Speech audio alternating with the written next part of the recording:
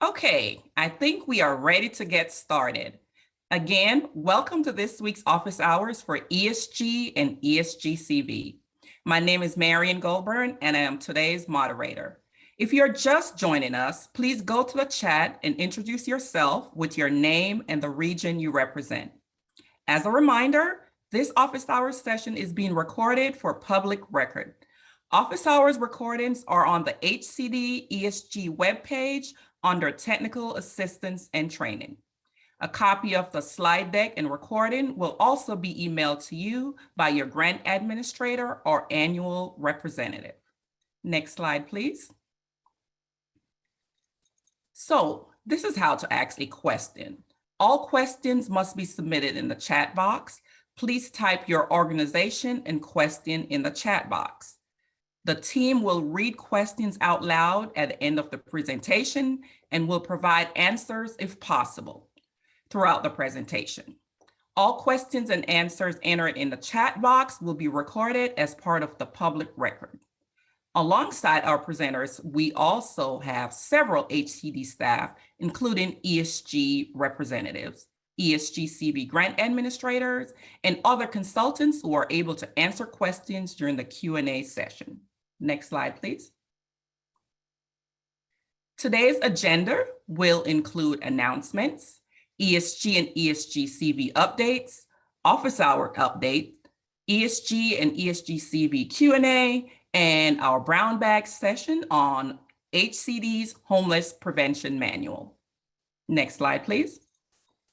And now we'll turn it over to Connie for the ESG updates. Thank you. Good morning to everybody.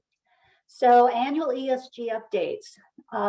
For those who are wondering when we're going to release the next NOFA, it will be the 2022 NOFAs and applications. They will be released the end of May. And within 2 weeks of that, we'll be holding our training webinars, one for the COC NOFA and one for the Balance of State NOFA. So look for those. Again, we're on schedule to release all of that the very end of May. For those who are awarded under the 2021 ESG annual NOFA, award letters have gone out. We anticipate executing contracts by the end of July or into August. So we are working on those. Appreciate your patience on that. 2020 annual contracts. I'm going to keep this portion of the slide up until we get to the deadline. Just a reminder, your expenditure deadline is July 7th, just a few months away. Be sure you're working hard to expend your annual funds. If you're struggling or have some questions, we are more than happy to meet with you in a Teams meeting. Remember that you can utilize many of those COVID waivers and apply them towards your annual 2020 contract. And if you're not quite sure what that is or what would you'd be able to apply, just reach out to your ESG rep and we would be happy to meet with you on Teams. Next slide, please. And speaking of COVID waivers, yes, you can use many of those waivers with your annual contract, that 2020 contract that you have right now. We are required by HUD to track those separately. So it's really important when we ask for the information of the dollars that you've spent, that you've applied those waivers towards your annual contract, that you report back to us. There is a waiver, we're calling it a waiver template checklist that we have provided. If you haven't received it, we can get it to you where you can mark the waiver that you have or will be applying. And then a spreadsheet that you report the dollars, those COVID dollars that you applied those waivers towards your annual contract. Those we will be, you could, if you're doing them now for your 2020, you could actually submit one of those with each of your requests for funds if you applied some of those waivers. So we'd be happy to talk through that with you, but just want to make sure everybody understood that it is something that we are required as the recipient of that ESG annual allocation to report to HUD. And next slide, please. And again, these are your ESG annual team members. And I'm sure you've had many conversations with them already. They're here to help you, and please reach out to your ESG rep. And also you can always reach us at that esgnofa@hcd.ca.gov inbox. Thank you. Thank you so much, Connie. And now I have just a few ESGCV updates and reminders. Every ESGCV grantee or subrecipient needs to submit an RFF by April 20th for review to your grant administrator.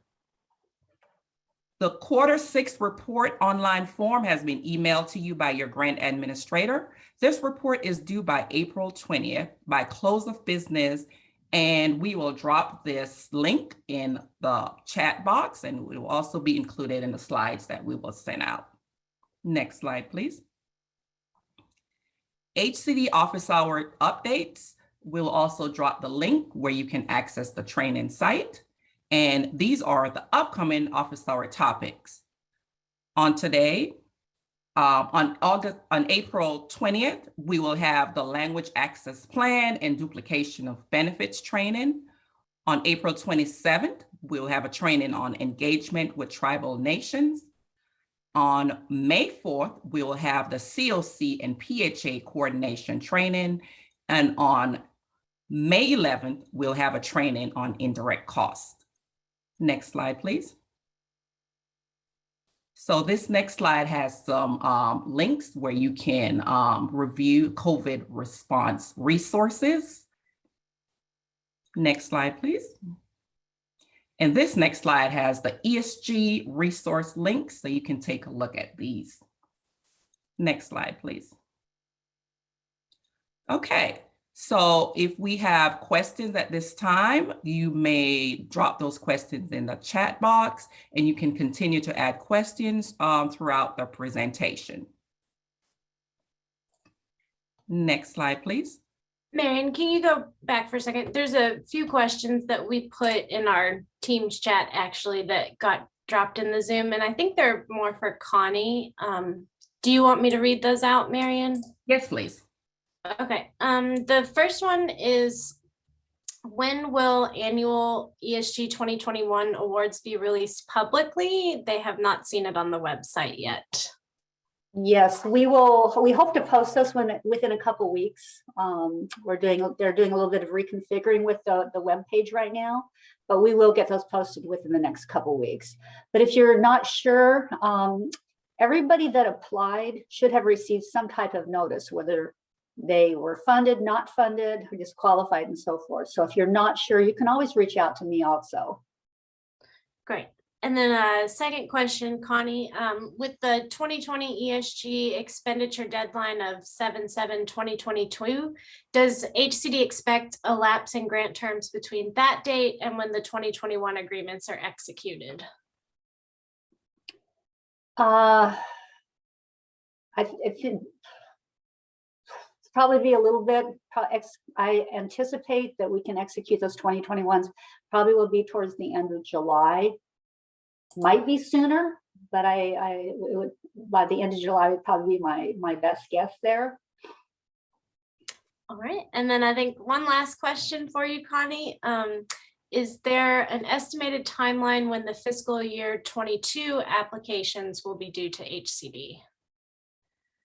So when we release the 2022 NOFAs and applications, we're anticipating that we can release those on May 26th. Now, need a little wiggle room in there just in case, but it'd be the end of May. We always give applicants 60 days from that release date to get their applications in. So that means your applications, if we do get those released the end of May, your applications would be due towards the end of July. Thanks, Connie. I think that's all the questions for you. Oh, sorry, one just came in from Ben. Would ESG consider approving pre-agreement costs in the event of a lapse between the 2020 agreement and the 2021 execution? No, I don't know. We have to go through the whole award process and the reviewing and the scoring, the rank and everything else. I don't know that we'd ever do a pre-agreement, if I understand your question correctly, Ben. Once you get an award letter, you can incur costs after that award letter. All right, thanks, Connie. Okay. Marianne, you can move forward. Thanks, Connie and Aaron, for those Q&As. Okay, so if you have any further questions, you can contact us. For annual ESG, you can reach out to esg@hcd.ca.gov. And for ESG-CV, please reach out to your grant administrator. Next slide, please. And now I will hand it over to Chris Pitcher to introduce the presenters for today's brown bag session on Homelessness Prevention HCD Manual. Chris? Thank you, Marion, and thanks everyone for joining us this afternoon or this morning, depending on where you're coming from today. I am Chris Pitcher from ICF, and I am hosting our brown bag session today. This brown bag is going to be a little different than the last few. We are going to have much less time for conversation. We have a lot of content to cover. We wanted to make sure that we had an opportunity to walk through in a meaningful manner the new Homelessness Prevention Manual that California HCD just released. So we're going to go through a lot of policy, a lot of conversation. So it is my pleasure today to introduce our two presenters, Gordon Levine and Michael Thomas, both also with ICF. Mike, I think you're taking it first. Yep, I believe I am. So next slide, please. So I'll go ahead and get us kicked off by just going over the agenda. So we're going to talk about the basics of homelessness prevention as it is implemented under the ESG program. And then we will go in more detail through the Homelessness Prevention Manual. And after that, we will have some time for Q&A. And so I'm going to toss it over to Gordon to go through homelessness prevention. Thank you, Mike. Next slide, please. So for those of you who don't know me, my name is Gordon Levine. My pronouns are he, him, and I am white and Jewish. I come to you all from ICF, but most recently I worked for the states of Louisiana and Wisconsin, operating their ESG programs and the Louisiana Balance of State Continuum of Care. And so I have lots of experience with and a great deal of love for homelessness prevention. So I'm excited to speak with you all about that today. Next slide, please. So ESG is broken down into program components. If you've had a look recently in the ESG program interim rule, you'll know that it breaks down into the components and aspects that you see on the screen. Today, however, if we give the presentation a click, we're only looking at ESG homelessness prevention. If we can give it a click, please. Note also that we're also necessarily talking about HMIS and admin. Those aren't actually program components. They are usually, in the case of HMIS or exclusively in the case of admin, supplemental to the other participant servant components. And so you can easily have a homelessness prevention program with HMIS and admin funds as well, or street outreach or emergency shelter with HMIS and admin, et cetera. Next slide, please. So in the ESG program interim rule, which is 24 CFR 576, the homelessness prevention component outlines itself as follows. ESG funds under the homelessness prevention component can be used to provide housing relocation and stabilization services and short or medium-term rental assistance as needed to prevent a household from moving into an emergency shelter or another place not meant for human habitation. Place not meant for human habitation includes everything from living on the streets to in a car or in a building that is not meant for human habitation, et cetera, et cetera. Assistance can be provided to households that meet the criteria under the at-risk of homelessness definition in the Hearth definitions of homelessness, which is often called Category 2 homelessness, or that meet the at-risk or fleeing domestic violence definitions and who have an annual income below 30% of the area median income as defined annually by HUD. Finally, the costs of homelessness prevention are only eligible to the extent that the assistance is necessary to help the household either regain stability in their current housing or move into other permanent housing and achieve stability there, which means that if you're operating a homelessness prevention program, you need to establish that whatever costs you are incurring are necessary to help someone stay in or move into permanent housing. Next slide, please.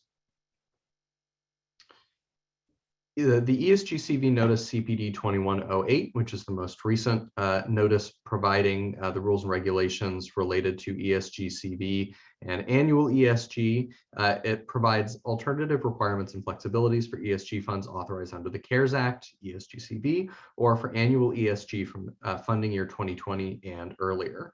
The notice doesn't address ESG by component, but it addresses specific new or existing activities. So there isn't an ESG HP section, so don't go looking for it. Only as we're talking about this homelessness prevention manual that's coming from California HCD, only those waivers and flexibilities that are explicitly listed in the manual are in effect for ESG homelessness prevention. There are many more waivers and flexibilities listed in the notice than have been activated. The waivers and flexibilities that have been selected on the basis of everyone's capacity to implement them, and they're dovetailing with best practices for the communities everyone is serving. Next slide, please.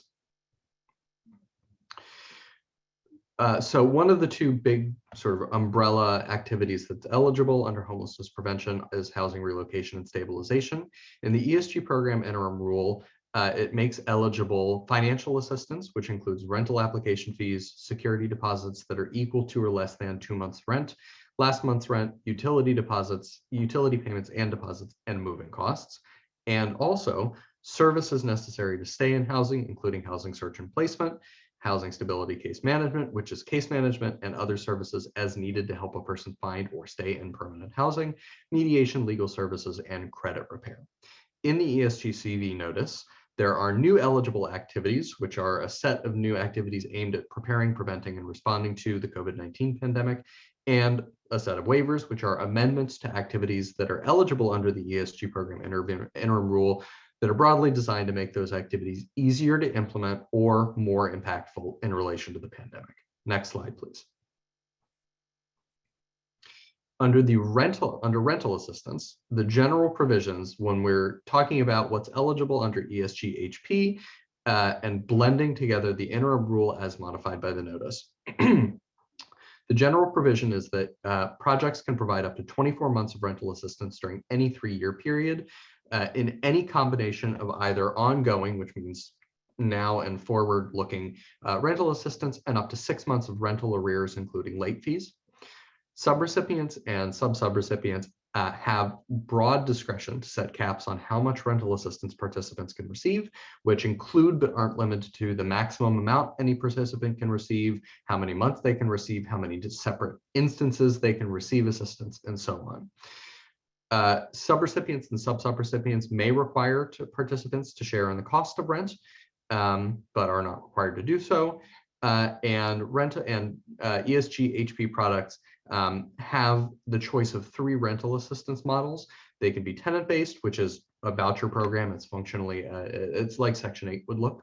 It's a voucher that moves with the participant. It can be project-based, where the voucher stays with the unit, or sponsor-based, where it says the subsidy stays with the subrecipient or sub-sub, but what it really means is the organization is renting the unit and sponsoring a participant into it. Next slide, please. Finally, when you put all of that together, ESG HP, as funded by the California Department of Housing and Community Development, using annual ESG funding year 2020 earlier and ESG CV funds, serves people at risk of imminent homelessness with housing relocation and stabilization services and/or rental assistance for up to 24 months, though usually that is on the lower end of that range, to prevent people from experiencing literal homelessness by stabilizing them in their current housing or moving them into new housing. Next slide, please. Back over to you, Mike. Thank you, Gordon. And I skipped my formal introduction earlier to get us kicked off, but I'll just go ahead and share. So I'm Michael, or Mike Thomas. I am a technical assistance provider with ICF. You see him pronouns. I joined ICF last year, but before that have just shy of 10 years of experience in homeless services, much of that at the state government level, and spent a portion of that time, and actually one other person on the call did too, running the Georgia statewide non-entitlement ESG program. So hoping to bring that experience to bear as we go through this today. I actually like talking ESG policy, so take what you will from that. Next slide, please. So I'm going to talk about the Homelessness Prevention Manual. The goals of the manual are shown here. So what we really want to accomplish is to establish a structure for new and existing ESG homelessness prevention projects, specifically a structure that enables subrecipients to successfully build projects that are compliant, and this is very important, human-centered, and incorporate best practices from across the country. We want to define the scope of ESG homelessness prevention projects, and that would include clear information about which ESG CV waivers and flexibilities are allowable and how they affect new and existing activities. And then we want to ensure that ESG homelessness prevention projects are efficient and impactful. And what we mean by that is that they provide tailored assistance to each participant and serve only those who will experience literal homelessness without ESG homelessness prevention. So it is the but-for standard. But for this assistance, they would be literally homeless. That is the target clientele. Next slide, please. So for this manual, it covers two separate funding streams. It covers annual ESG funding from fiscal year 2020 and earlier, and it covers ESG CV. This does not apply to annual ESG from fiscal year 2021 or later. And that's because of the way that ESG CV waivers apply to the earlier funding streams, but not the FY21 and later. Next slide, please. So the manual synthesizes rules and requirements and eligible activities from three main sources. So we're looking at the ESG program interim rule. So that establishes the foundation for annual ESG and ESG CV. And it's the primary source for the majority of this manual's material. We also incorporated the ESG CV notice. So that is the most recent document, and it establishes waivers and additional activities specific to preventing, preparing for, and responding to COVID-19. And then we incorporated local needs and preferences. So that determines which ESG CV waivers and activities are appropriate to implement and ensures that ESG homelessness prevention is spent impactfully, as we discussed a little on the last couple of slides. Next slide, please. So these are the federal requirements and their applicability to ESG homelessness prevention and the way it's presented in this manual. So you start with the ESG program interim rule. That is the basis for the ESG program. And then you have the ESG CV notice, which provides some important exceptions and additions to what's allowable under the ESG program interim rule. And then you have the uniform guidance. So that's 2 CFR Part 200, which largely governs grants management, expenses, cost principles, things like that. When there's a conflict between that and the ESG interim rule, the ESG interim rule governs, but the uniform guidance is overarching across all federal programs. And then you have other requirements by reference. So these things that I just went through do reference other federal requirements sometimes. An important example there is the Violence Against Women Act, because clearly when you're serving the homeless population, if someone is fleeing domestic violence, then there are provisions under VAWA that apply as well. Next slide, please. So written policies and procedures. ESG homelessness prevention projects are required to have written policies and procedures that contain at a minimum the elements that you see listed here. These policies and procedures must be approved in writing by California HCD before they will issue reimbursements for any expenses incurred.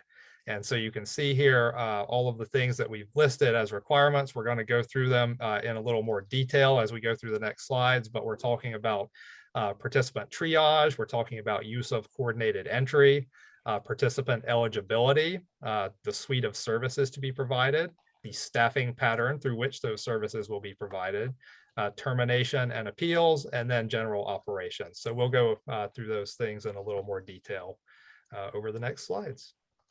Next slide, please. Yep. So the policies and procedures must have a triage process that ensures the project serves only those who will experience literal homelessness without ESG homelessness prevention assistance. So like I mentioned before, I like to use the term but for. It's the but for rule. So you have to have a triage process that ensures you're getting to that population. So when we say triage process, we're referring to a method for assessing the entire group of project applicants and creating an order in which the project will serve them. And they must be ordered in a way that balances two main factors. You want to serve those with the greatest need before serving those with progressively less need. And then you want to serve those who are most likely to achieve and remain in permanent housing before you serve those with this particular funding source, the homelessness prevention, before you serve those who are less likely to do so. So you want to get the people who are most likely to obtain and remain in permanent housing. This all must be aligned with the continuum of care's coordinated entry system. We are going to talk about that more on the next slide, but that's a really important point. So you have to have this triage process, but it also must be aligned with the continuum of care coordinated entry system. Note that all ESG projects are required to use coordinated entry. That is in the ESG regulation. It requires projects to the maximum extent possible to serve those with the greatest need first. That's what coordinated entry is sort of designed to facilitate. So combining that with the requirement that homelessness prevention projects serve those who are most likely to succeed ensures that prevention projects will both serve those who genuinely need assistance and who have a comparatively high success rate. And I believe the next slide, I am going to toss it back over to you, Gordon. Thank you, Mike. So let's talk about coordinated entry integration. The requirement in the policy is that project policies and procedures must detail how their participant intake processes comply with a coordinated entry process for the continuum of care or COCs in which the project operates. Really, it's just the one COC. Coordinated entry, big picture, is a process of participant identification, assessment, triage, and referral. As Mike said, all ESG projects, as well as many other projects funded by HUD and other federal agencies, are required to use coordinated entry as their only source of referrals. In practice, this usually means using coordinated entry as their source of transitional and permanent housing referrals. Very few coordinated entry systems now or historically have incorporated homelessness prevention projects in any significant way. HUD mandates that each COC has to develop its own coordinated entry projects. Much of what that includes is defined by HUD, but just as much is defined by local needs and preferences. Despite the above, as I said, many coordinated entry systems either don't have any provisions around ESG homeless prevention or simply require that ESG homelessness prevention projects develop their own system of participant intake. All of that rolled up in a ball, homelessness prevention projects need to contact their local COC to determine what coordinated entry requirements, if any, that the project needs to meet. It is likely that the COC has few or no requirements, and that the project will need to develop an intake process that is mostly or wholly self-contained. This is also an opportunity for homelessness prevention projects to work with their COC to develop coordinated entry processes that do incorporate them. Next slide, please. Participant eligibility. Project policies and procedures must detail how they establish and document participant eligibility. First of all participant households must have an income equal to or less than 30% of the area median income. Area median income is defined by HUD. It's defined on an annual basis. There's a link at the end of this slide to that website. In addition, all participant households must be within 14 days of losing their housing. This requirement is referred to as imminent risk of homelessness, as distinct from simply being at risk of homelessness. Participants must also lack sufficient resources and support networks, which could include their family, their friends, faith-based networks, or other social networks that would prevent them from experiencing literal homelessness, either by contributing resources or by giving them a place to stay. Households must meet at least one of the additional risk criteria. These are defined by HUD. They're in the notes on the slide. They're roughly what you would think they are. In addition, projects should, not must, but should, Take into consideration any additional factors in the project's locality that might make it more difficult for a person to remain in or establish permanent housing, such as income that is significantly below 30% AMI, if someone is on the sex offender registry, if someone has a felony criminal record, and so on. These criteria are drawn in part from the ESG program interim rule and in part from ESG homelessness prevention best practices. These best practices are fundamentally designed to ensure that ESG homelessness prevention has the greatest impact on both individual households and on homelessness in the community as a whole when used to assist a narrow band of participants. All right. The goal of this is to get you to serve just this narrow band, people who will definitively lose their housing without ESG HP assistance, but who, if they receive ESG HP assistance, will very likely retain housing. This goes back to, we want to serve people who, but for ESG homelessness prevention, will experience homelessness, but who with ESG homelessness prevention assistance will very likely succeed. Next slide, please. Suite of services. Policies and procedures must define each of the following in relation to their suites of services. The manual has to say these are the full suite of services that this project can provide. That can't go above those eligible activities listed in the manual, but it can be more narrow.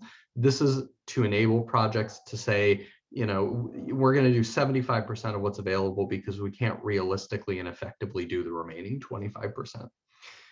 It must define the project's process for designing an individualized service plan for each participant, and that service plan has to explicitly consider both the participants' housing barriers and their self-sufficiencies, their strengths, what makes them able to return to housing that isn't just we're going to throw resources and assistance at you. Finally, it has to define the project's process for periodically reassessing each participant's service plan and amending it to reflect changes to the participants' barriers and self-sufficiencies. So as barriers are overcome and as strengths are exhausted, the participant's service plan must need to be updated periodically to reflect those changes. We already addressed the notes, so next slide, please. Back over to you, Mike. Thank you. So staffing pattern. Policies and procedures must define each of the following in relation to its staffing pattern. So estimated caseloads for each staff position that provides direct services. The caseloads must be sufficient to meet any commitments or projections made by the project to California HCD. So, in other words, what you have put in your project application in terms of clients that you will serve and how that will happen, the caseload must justify that you're able to do that. A process for maintaining data in HMIS, including entering and updating participant data in a timely and accurate manner. An important note here, projects should contact their continuum of care for information about the local homeless management information system, including user access and training, data standards and requirements, and technical support. And also when we talk about data quality and timely data entry, COCs are required to have plans for that within their local HMIS, so they may have local requirements you need to follow there as well. Projects may define timely manner as they prefer, but are strongly encouraged to adopt policies that require data to be entered as soon as possible, but no more than 5 business days after it is collected. I again want to point out that is the best practice. That is what you would do unless there are local guidelines from the continuum of care, which are more restrictive, in which case you'd have to follow those more restrictive guidelines. These requirements are intended to ensure that projects provide the level of services they proposed to California HCD during the application and contracting process. All ESG projects are required to maintain participant data in the local COC's HMIS, or for victim service providers, an HMIS comparable database.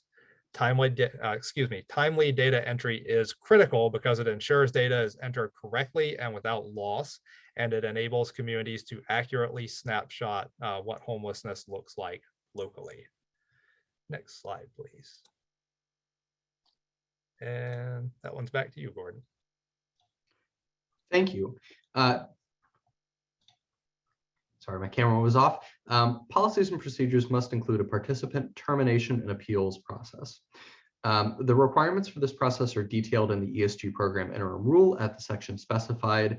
It includes, but is not limited to, a requirement that assistance be terminated only in the most severe cases. Projects are required to define, incidentally, what most severe means for themselves. This is a great place to record that in your written standards. Additional requirements may or may not be included in the subrecipients ESG written standards or the local COC written standards. What that means is while projects are required to develop termination and appeals processes, they must refer to the local ESG written standards and the local COC written standards, just in case they happen to include any requirements for termination and appeals that apply either to all ESG projects or to homelessness prevention projects specifically. Broadly, these requirements are designed to ensure that participants understand the circumstances under which assistance can be terminated, which must be, again, limited to the most severe cases, not the most severe cases. The participants are notified when and why assistance will be terminated, and that they have a clear mechanism to appeal. As I said, both ESG subrecipients and COCs can create additional requirements, and projects have to abide by those. The best thing to do here is just to contact the ESG subrecipient and the local COC, which often it's the same folks, to determine what, if any, additional criteria exist. Next slide, please. Finally, general operations. I'm sorry, we're back to Mike. Go ahead. Sorry, I think it's a different cadence than we usually use on these. It's throwing us off a little. So general operations. The policies and procedures must provide sufficient information about the operations of the project so that a person not familiar with it could reasonably reconstruct it from the policies and procedures. So, that's similar to what you want to do with policies and procedures for pretty much anything you're writing them for, but it's to accomplish three main goals. So in the event of staff turnover, new staff should be able to read the policies and procedures and continue project operations without relying on previous staff for critical information. So if you have a new staff person, they should be able to pick up those policies and procedures and use them as a reasonable guide to run the program. External stakeholders, including project monitors, should be able to understand in broad terms how the project operates without relying on staff reports.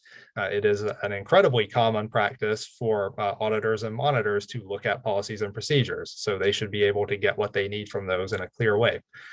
The project policies and procedures should serve as a structure and reference point for the project to ensure that implementation matches intention. So an important point I want to make with that one is you have your policies and procedures, and you also follow your policies and procedures. So your actual practice should be reflected in there. Next slide, please. And that's you, Gordon. Back over to me. So the following is a list of all eligible activities under the ESG HP projects covered by this manual. There are complete descriptions in the manual that really clearly specify exactly what's included. We're not going to go through all of these here. We just wanted to throw this up in front of you so that you could kind of see for a second in a really condensed way what's available, but also see where all of it is coming from and what it's modified. And as you can see, kind of a quarter of it is originally from the ESG program interim rule and it's untouched. A quarter of it is originally from the ESG program interim rule and it's modified by the notice. And half of it is completely new stuff from the ESG CV notice. So just giving you a picture of that. Next slide, please. Back over to you, Mike. Thank you. So duplication of benefits. I'm not going to go into intense detail here because I actually saw, it sounds like on the 20th, you're going to have another session that will include more in-depth information, but just to touch on it here. So a duplication of benefits occurs when federal financial assistance is provided through a program like ESGCV to address losses resulting from a federally declared emergency or disaster, and when the beneficiary either has received or would otherwise have received financial assistance for the same costs from any other source, and that includes insurance, and that when the total amount received exceeds the total need. Projects must have policies to prevent duplication of benefits. California HCD will release formal guidance once HUD releases further information on duplication of benefits specific to ESG. I believe what I've seen out there at the moment is directly applicable instead to CDBG-CV. So if HUD releases more detailed information on the ESG side, California HCD will follow suit. Next slide, please. And back to you, Gordon. Good. So the what we in the homeless services world generally have taken to calling the prevent, prepare, and respond tieback. So under this manual, when funds are used to prevent, prepare, and respond to, or PPR, COVID-19, there are certain requirements related to documenting those activities' relationship to PPR at the activity level, so not the individual participant level, but at the activity level, and in IDIS. It applies to both annual ESG and ESG-CV. It is identical for both of them. On the following slide, there is a link to more information about that that provides really good HUD guidance. The key takeaway there is that if you're using funds to prevent, prepare, or respond to COVID-19 and taking advantage of any of the flexibilities or waivers that are incorporated into this manual from the ESG-CV notice, you have to do the PPR tieback dance. So follow the guidance on the next slide. You should be just fine. Next slide, please. There you go. These are links to essential resources related to this manual, the ESG program interim rule, which is our ESG Bible, the relevant ESG CV notice that contains all of the modifications, a link to all the area median incomes that apply to everywhere that you might be serving folks, and finally the PPR tieback guidance we were just discussing. Next slide, please, which I believe should take us into our discussion period. Thank you all for your time and attention. Thank you, Gordon, and thank you, Mike. We do have a few questions. We'll go through that now. I was worried that piece of the presentation was going to take long. We still have a good 15 minutes for conversation. So I may have set it up like, oh, we can't talk about this, but we absolutely can have a conversation about it now. So if you want to ask a question after I get through these first few, you can come off mute, have a conversation with us. I mean, the direction, the whole thing that we're kind of talking through with the homelessness prevention policy is really bringing homelessness prevention into the targeted prevention, into the concept of using CES. Coordinated entry system use for homelessness prevention has always been a requirement, but no one was paying attention to it. No one was enforcing it because we spend so little money in homelessness prevention nationally. But when ESG-CV came about and we had a lot of money, they could have gone for homelessness prevention. HUD was very clear that they wanted this to be a focus. So we had to weave that in. The targeting is really important for us as well. We want to make sure that the folks we're serving would actually have become homeless without our help otherwise. A lot of folks who have accessed homelessness prevention programs in the past never have become homeless or become close to homelessness. And that is something that is really challenging to our homeless prevention programs, to really target to those that are most likely to become homeless. So with that, I have a few questions that I'm going to ask. Gordon, I believe the first one is for you. The question is participant eligibility requirement. This participant eligibility requirement that you're talking about is across the three funding sources in the previous slide, which would be ESG 2020 before, ESG-CV, and ESG 2021 and forward. I believe are the three funding sources we were talking about on that particular slide. Gordon? Yes, so I can confirm that this applies equally to all three categories of ESG funding we've addressed today, which is ESG-CV, so ESG under the CARES Act, annual ESG from funding year 2020, and any annual ESG from before funding year 2020. It does not apply to annual ESG from funding year 2021 and forward. All right. Mike, I think I have a question aimed at you. So I'm going to rephrase this a little bit probably because when we're talking about the homelessness prevention policy, we're really talking about serving the people with the most immediate needs. That's what we're saying. So you want to explain a little bit more about that triage approach, what we're really talking about there? Sure. So, it's what we just said, really. You're looking for the person with the most severe need to receive services first. And so what we're talking about there, if I start getting into what I consider to be best practices with homelessness prevention, is kind of integrating a strong housing problem solving approach, right? So when people show up and you're assessing in your triage process for homelessness prevention, you're determining the severity of their need at the time, right? And so if someone shows up and they're going to be potentially literally homeless tomorrow, that person's need is clearly more severe than someone who, because of their situation, might not become literally homeless for 2 weeks because, you know, of the timing of their eviction notice or something like that. So you're really trying to make sure that you're serving people who will be homeless but for this assistance, that you're getting the ones who will be most immediately homeless first, and that you're assessing the ones who will be successful with this intervention, because it might be, if you're doing housing problem solving well, that you determine there are people who would be a better fit for other resources or might be able to self-resolve. So, you know, there's an element of diversion built in here as well. All of that plays hand in hand with homelessness prevention. And I'm kind of going off into another realm of best practice here, but you know, the shorter answer to what you asked is yes, you're assessing the immediate need. Will they be homeless? And which, if you have multiple people presenting, which is most severe right now? And that's how you're ordering your services. Thanks, Mike. Gordon, I know I have another question for you. There it is in my chat. So really big question about how you document lacking sufficient resources and support networks. So you want to talk about that? And I think you're going to wrap it around housing problem solving as well. Yeah, so it is a big question because really it's two questions in one. One of them is how do you document it, and one of them is how do you do it. Documenting it is easy. You put it in the case notes, right? You find whatever backup documentation you have to, but basically you document in your case notes and say, I did this, I did this, I did this, and we've identified the thing. The sort of broader question isn't how do I document it, but how do I do it?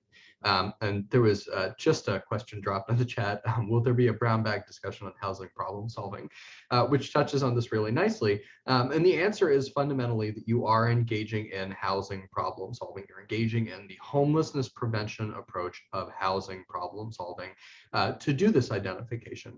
What you're doing ultimately is you're asking your participant what's going on, right? You ask. That's the fundamental principle here. Is a person comes to you and says, I'm out of my house in 5 days. I need money. And so your first response is not to say, okay, well, let's give you some money, because the reality is that homelessness prevention projects that do that spend a lot of money on folks who will not ultimately experience literal homelessness. There's a gigantic body of evidence that this is the case. And so instead, the idea is, in terms of best practices and in terms of this policy, that you're going to dig a little deeper with the participant to really figure out not what do they say they need in terms of like, they're always going to come and say, I need money for this. But instead, what are your barriers? What are your strengths? And how can we put those together to see if you can return to housing absent financial assistance or with a different kind of financial assistance?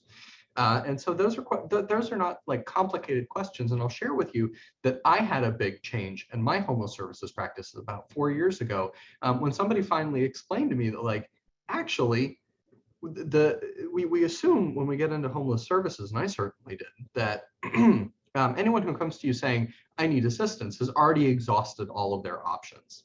And the reality is that that's very rarely true. It's just that they've either not fully assessed all of their options, or they've determined that some things are impossible because it's emotionally difficult, because it's psychologically difficult, because it's socially difficult. And so engaging in this process of like case management or mediation or whatever you want to call it, where you ask the participant questions, you know, why, okay, so you're here today.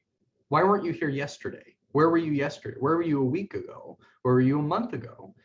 Who else is in your life? Where is your aunt? Where is the rest of your family? Where are your friends? Where is your faith network? Where are your social networks? And engaging those questions to prompt answers will very quickly clarify either that the participant has social networks and the resources available to return to housing, even if you just say, okay, well, let me get you on the phone with your parents and we can talk about it. Right? Just these basic mediation that just really what they need is not financial assistance, but a third party to help.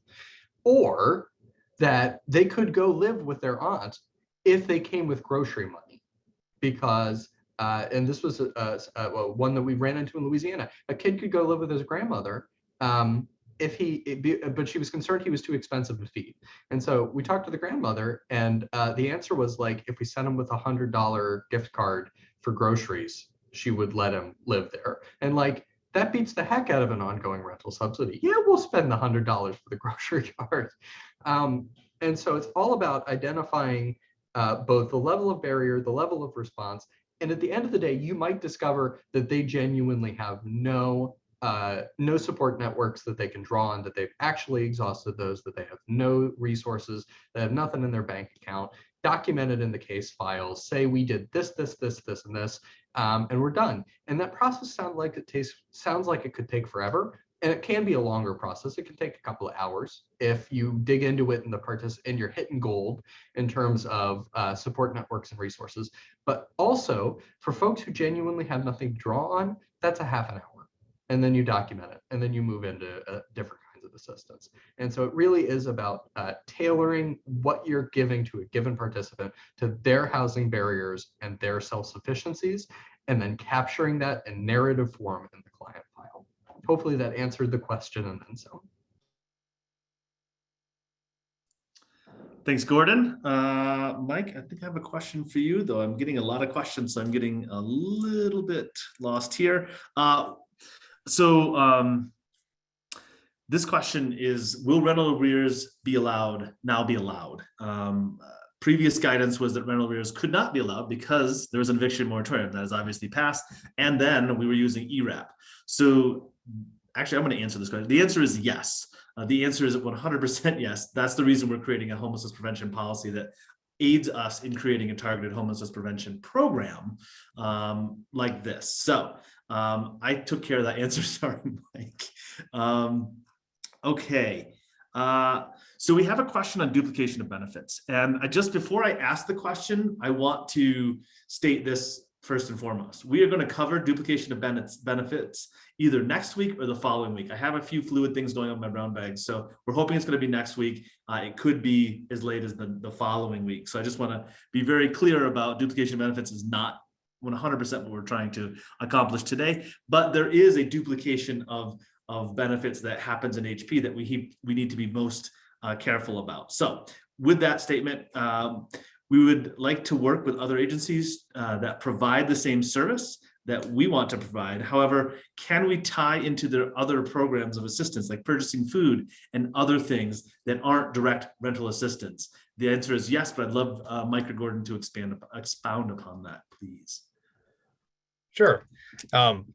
So yeah, the answer is absolutely yes. Partnering with other agencies is always a good idea, and it's always best for your clients when you can bring multiple resources together. When we talk about not duplicating benefits, we're really talking about not providing the exact same thing with two sources. So the most prominent example you see out there is rental assistance. So if a person is if they're getting a federal subsidy for their rental assistance of any kind that is not ESG, you can't pay any portion of their rental assistance with ESG because they're already getting federal assistance for rental assistance, right? So that doesn't mean that you can't bring in other resources for other things.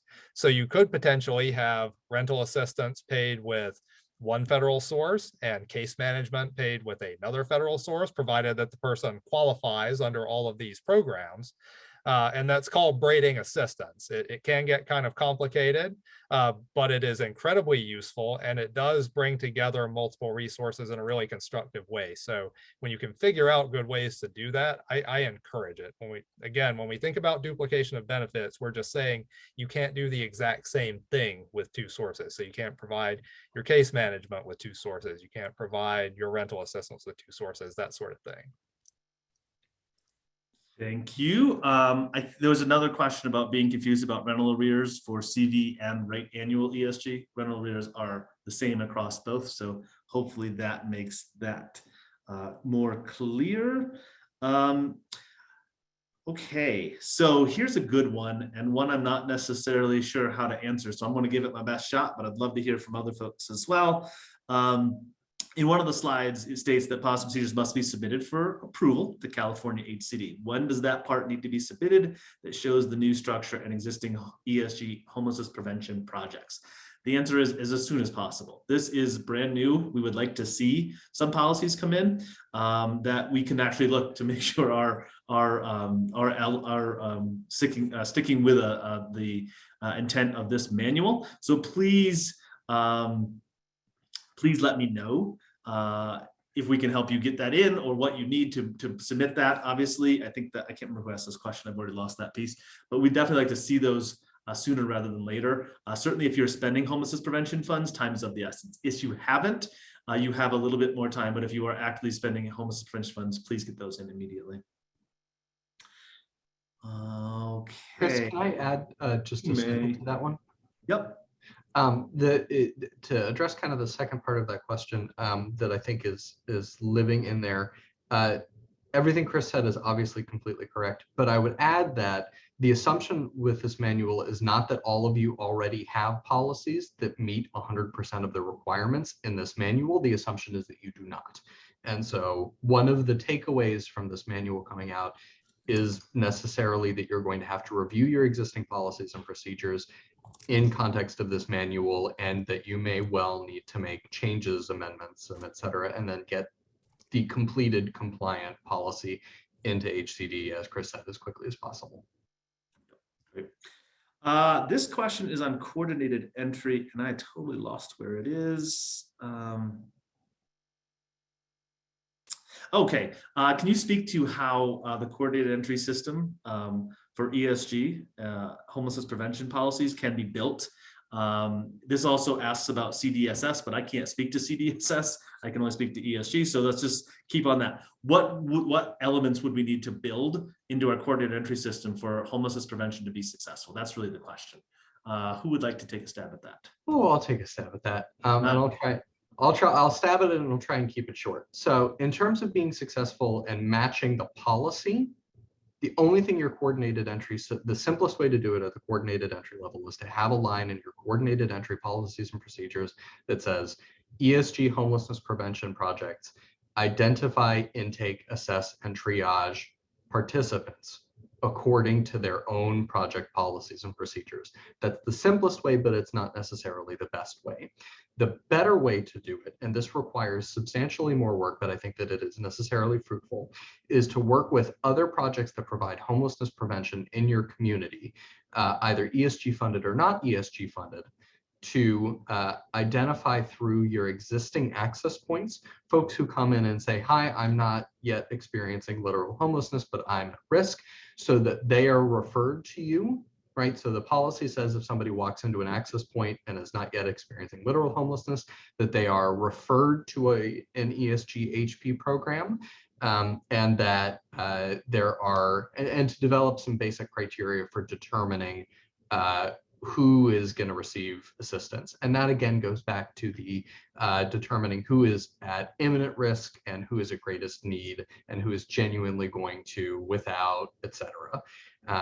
And so building that into your coordinated entry policies and procedures can be very powerful. The most powerful version of that is identifying some level of case conferencing between your coordinated entry access points and your homelessness prevention providers. But that really is sort of COC 300 or grad school level COC. And so that's a longer term process than you might necessarily be looking for right now. All right, thank you. So I have one more question I want to ask, and just Mike, I'm going to send this your way, but I think we've kind of talked about this. When we say what's the best practice for really triaging folks, there really shouldn't be anyone that's beyond help. There should be a way of determining whether folks actually need the help or not. Can you just kind of expand upon that for just 1 minute for me? Right. So if we're thinking about, we're not thinking about screening people out for help. We're thinking about screening them in, and we're thinking about placing them in the right place for assistance, right? So homelessness prevention, we do want to target to those who, again, would become literally homeless, but for the assistance. But there might be cases where, because of the severity of need or the specific barriers or what have you, different sources of assistance might be more appropriate. So, a lot of this goes back to what Chris mentioned earlier with the fact that homelessness prevention funding has often been very limited throughout the country until we got ESG-CV and all this new money. So it's really, we're thinking about targeting it to those who, but for the assistance, would become homeless with the most severe need at the moment, but also through housing problem solving, determining if there is a better course of action for that person. So it's not about saying, someone is like beyond help in this situation. It's saying, what help can we connect them with? And is this prevention stream the right place for them to receive assistance? And that kind of gets back into like continuum of care system design and all that stuff too. But that's really how the system is set up to work with people as they present. But I don't know, did I answer that question there? Okay. You did, and I was working on other questions. So that takes us to the top of the hour. Thank you for going through that with us, Mike and Gordon. Thank you for the entire team for coming in today. Thank you all for being here. I think we had a few questions that we did not get to, so we may be following up via writing, though I'm seeing stuff back and forth, so maybe we won't. So if you did not get your question answered, we will definitely follow up. We will be back at it next week with language access plans and potentially duplication of benefits. That may be the next week. We're yet to determine. We'll let you know. Thank you for joining us. We'll talk to you soon.